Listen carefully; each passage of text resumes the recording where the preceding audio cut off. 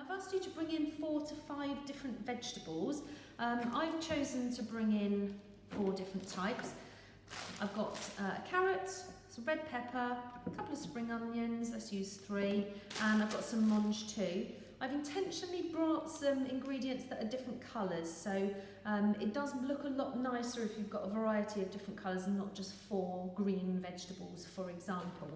Now, anything that you're going to eat the skin on, so on these 3, we're going to give a wash under the tap to wash any bits of soil off or any pesticides that are on there.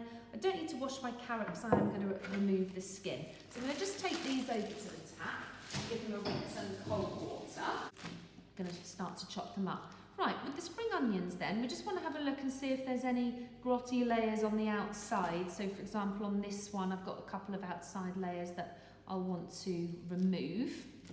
The rest of them are okay. So we're going to cut the tips off, and that's all waste.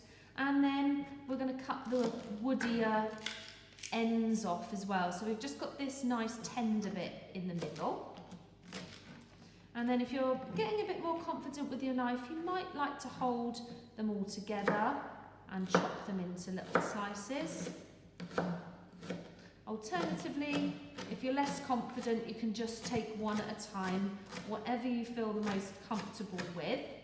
And then to make space on my board, I'm going to pop them off onto my tray. So you've got a plastic tray in your drawer.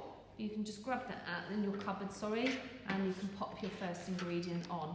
I like to keep all of my ingredients separate, so I'll put them in separate corners. Next thing I'm going to prepare then is my mange too.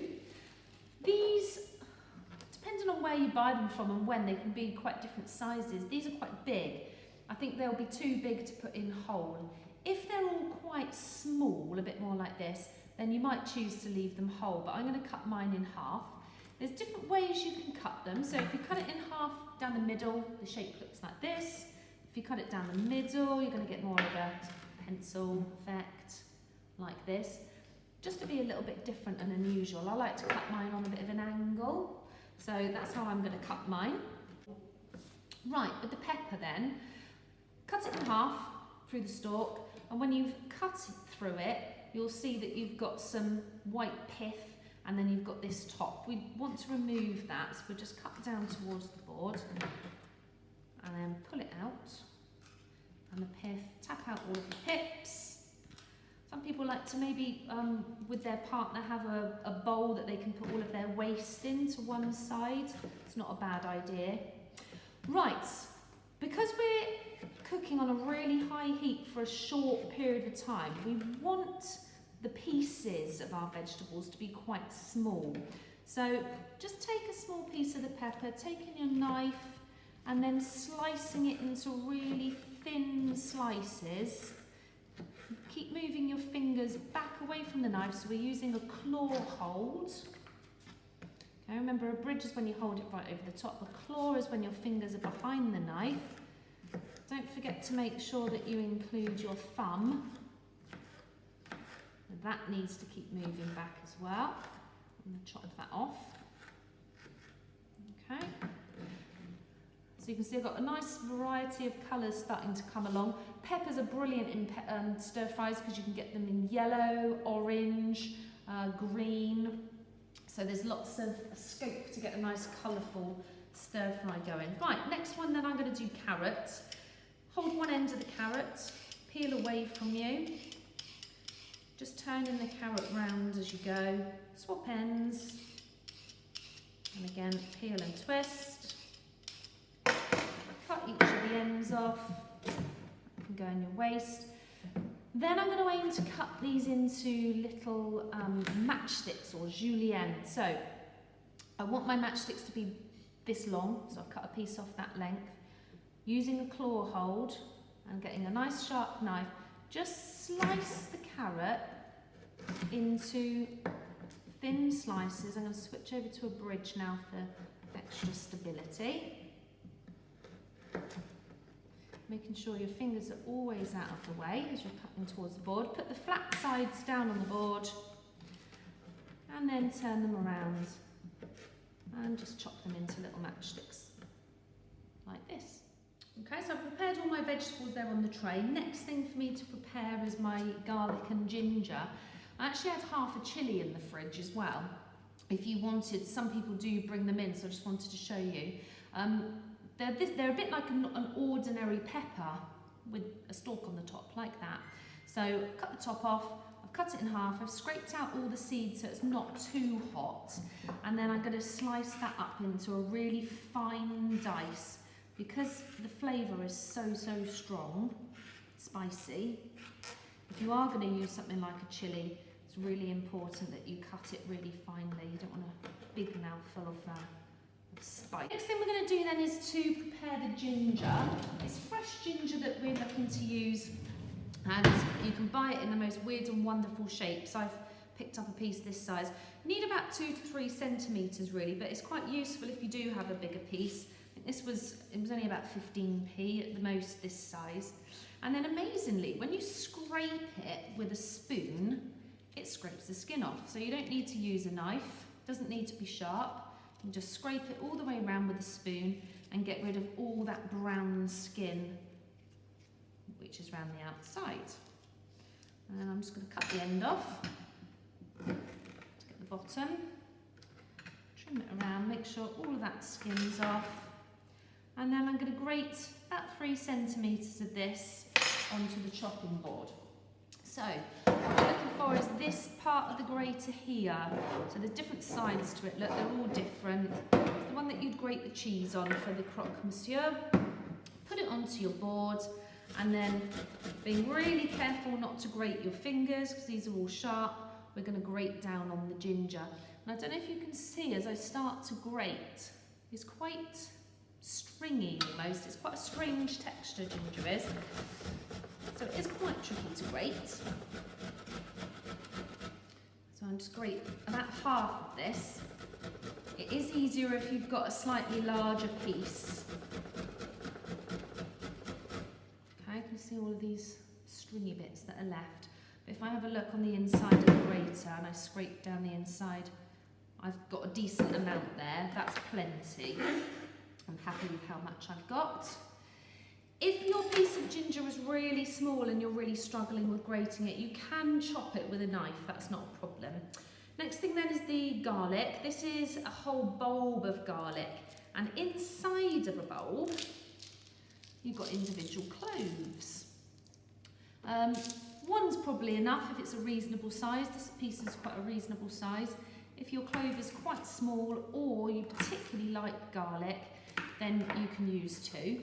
So I've just cut the top and the bottom off, cut a little line down the side so I can peel the skin off. It's like the skin on an onion, sounds the same. Take your clove which has been peeled, sometimes it gets a little bruise in it, you can cut that out, put it inside the garlic crusher, close the 2 sides up, and then squeeze, and the garlic should come through the holes. Now if I open it back up, there's still a little bit left in there, so I'm going to scrape that out. Don't want to waste any of it. I'm only using 1 clove, and about half of it's left in there. So I'm just going to chop the rest of that, so I don't want to waste it. Okay, and now I'm ready to do my stir frying. So we've got all our vegetables prepared, now we're going to start to cook them. So we're just going to take up to about a tablespoon of oil. This is just a vegetable oil, and it's going to stop the ingredients from sticking to the pan. Make sure that you're ready to go. Everything's chopped before you put the heat on. A lot of people, they'll put the pan on and then they'll start faffing around doing other things, and the pan will get far too hot. If you're using a gas hob, the heat will be instant because it's like a Bunsen burner. The gas is there, the flame is there. That's going to heat the pan straight away. If you're using an electric hob, it does take a while for that heat to get intense enough for a stir fry. I'm going to take 1 piece of carrot and I'm going to drop that in a minute, and we'll get an idea of how hot the pan is. So I can feel that there's some heat there. Is that really? No, it's not really doing anything, so I'm going to give it another few seconds. I can move the oil around a bit. And now I'm going to go in with my hardest vegetable. There we go. You can hear a little bit of sizzling, but not too much. I'm going to give that a few seconds to start to heat through. I've added the carrot first because carrots are really hard and they'll take the longest to cook. So I'm going to let them have a few seconds before I go in with the next ingredient. So I'm going to go in with my mange tout next. You could just use 1 spoon. I'm going to encourage you to use 2 just to give you a bit more control. You'll notice that I'm moving the ingredients around quite a lot. It's called a stir fry because you do stir it as you fry. Sometimes just moving it around with 1 spoon, you're not really showing all sides of it to the heat. So that's what using 2 wooden spoons can help you do. I'm going to go in with the peppers as my next hardest vegetable. Okay, I've got quite a lot of sizzling now, so I'm going to just pop the heat down.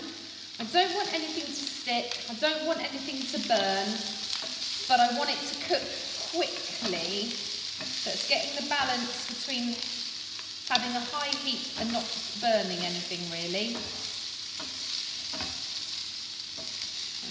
And now I'm going to go in with my spring onion because that's a little bit softer. If you're using bean sprouts, you would leave them out for another minute or so. Okay, and I'm just going to cook this for about 2 minutes now. Okay, so my vegetables are coming along really nicely. They're starting to soften a little bit, but they're still nice and crunchy. Starting to get a bit of colour on some of them. Now I'm just using a frying pan. The Chinese would use a wok, which has got higher sides so that you get more heat inside of it. We don't have a class set of woks, so just a large frying pan is fine. Right, I'm going to just pop in my ginger, garlic and chillies now. And I'm going to give that about 30 seconds, and I really want to make sure that the heat's not too high because burnt garlic tastes really, really foul. Now if you make this again at home anytime, you can play around with using different ingredients. Different ingredients are going to give you a different look about your stir fry. They say to eat the rainbow because different foods have got different nutrients in. So the more colourful your food, the more nutritious it usually is. This dish doesn't actually have any protein in it. We've got the vegetables and we've got the noodles going in a minute. It's quite nice to add cashews sometimes to a stir fry, but if you wanted to use some meat or fish, you could use chicken or strips of beef.